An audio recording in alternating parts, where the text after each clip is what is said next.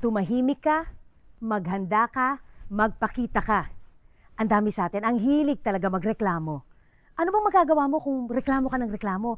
Mahiya naman tayo. Ang iba nga walang makain. Ang iba walang bubong sa taas ng ulo nila. Pero tayo, makareklamo, makakomplain, wagas. So please, shut up.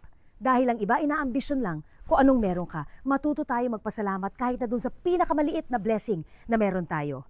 Pagkatapos nun, maghanda ka. Hindi pwedeng umaasa tayo sa ibang tao. Pinag-aral naman tayo ng mga magulang natin, di ba? Maghanap ka ng trabaho, bumangon ka, mahiya ka sa balat mo.